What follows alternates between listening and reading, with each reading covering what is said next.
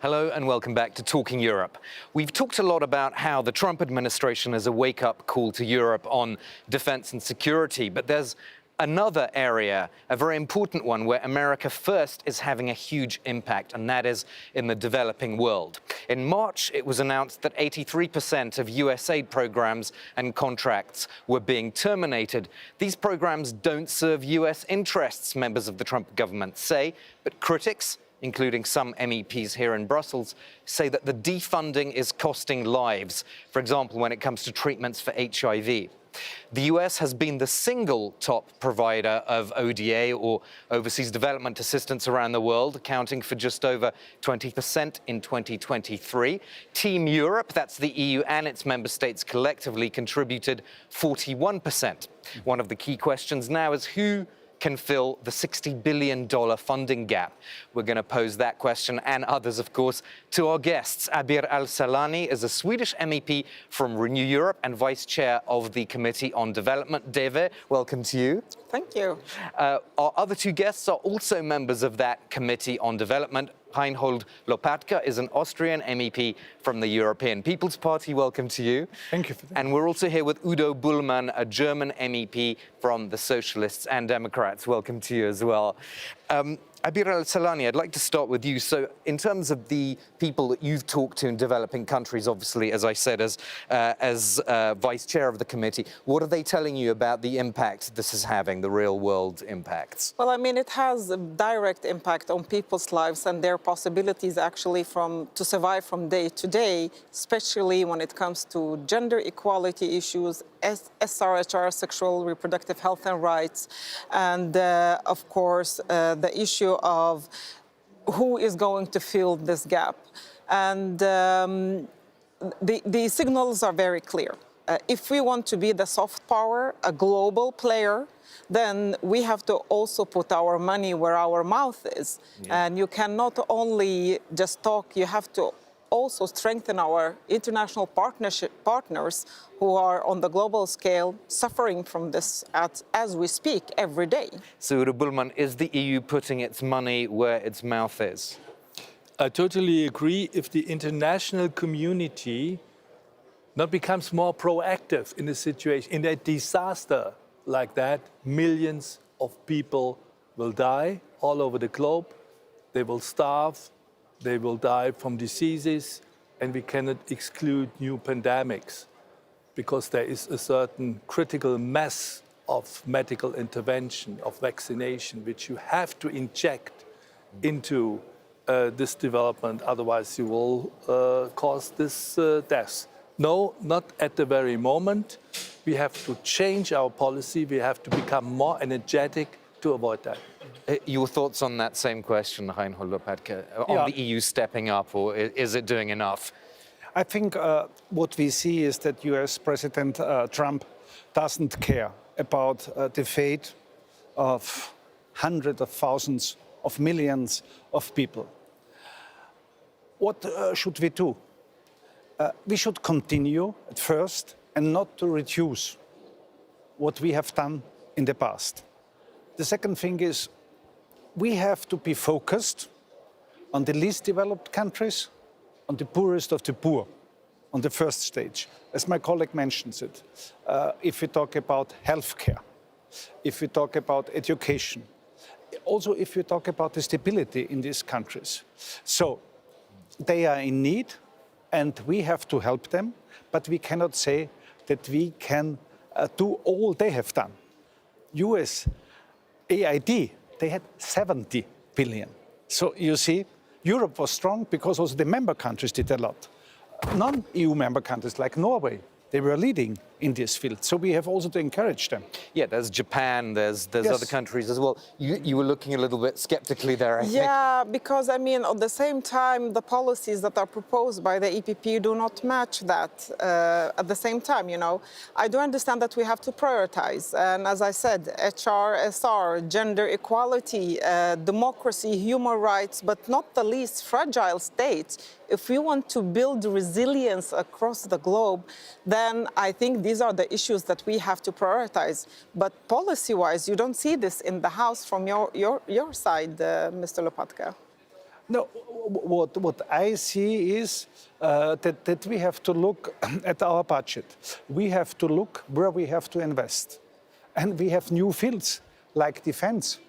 We had not this field before. And we need billions of euros, so we should be honest. If President Trump is making a big mistake, sorry, at first, it's not our fault.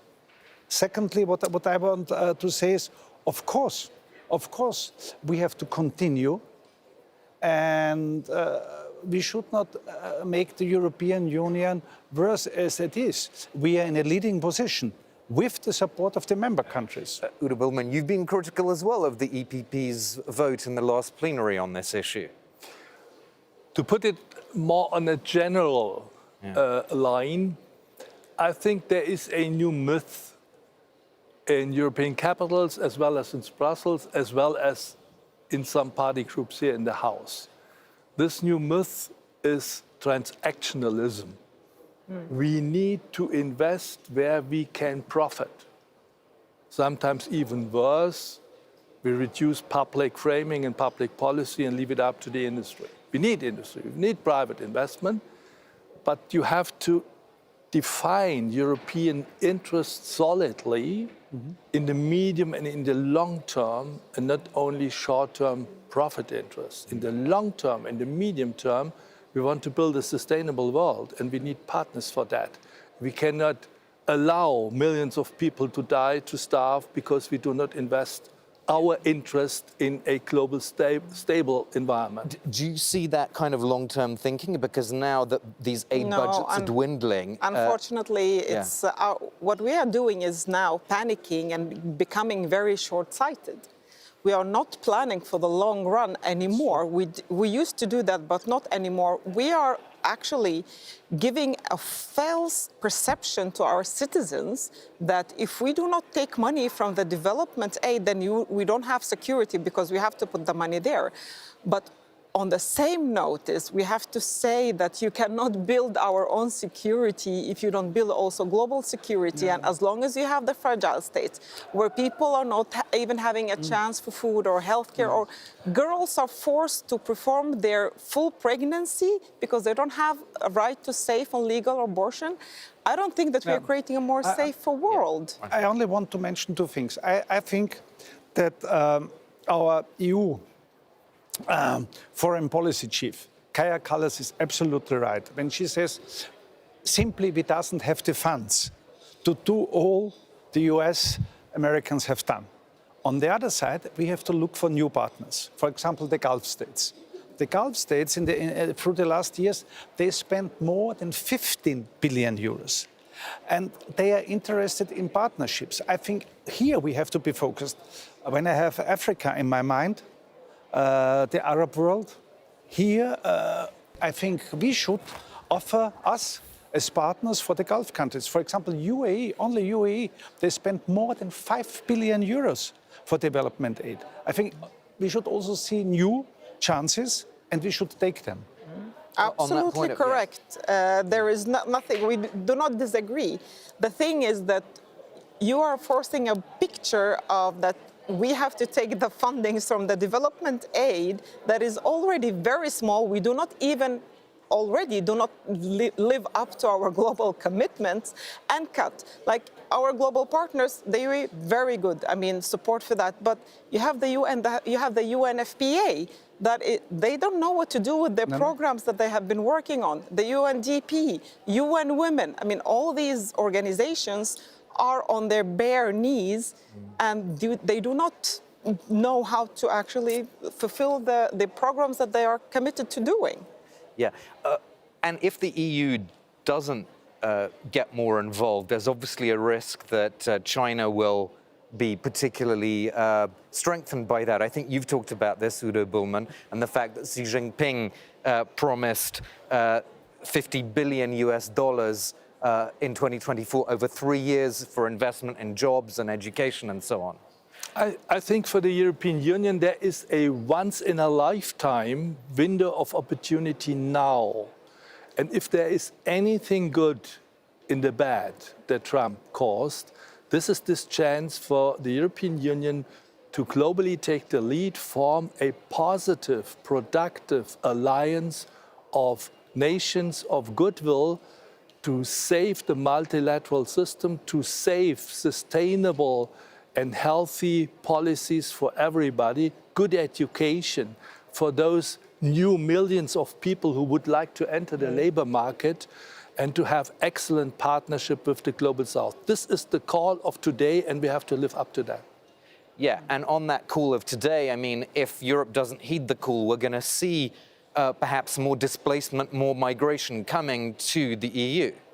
Absolutely. It's not charity what we are doing. Yeah. It is in our interest. You are absolutely right. And so we have to continue. Yeah. But what I want to say is we cannot do all what the US Americans have done. And it's their fault and not our fault. Final comment from you? No, I think if we consider ourselves to be global leaders for these values that we say that our own union is built upon, of course we have to continue, and we really must stop this notion of that our security is based on other people's insecurity or based on less solidarity.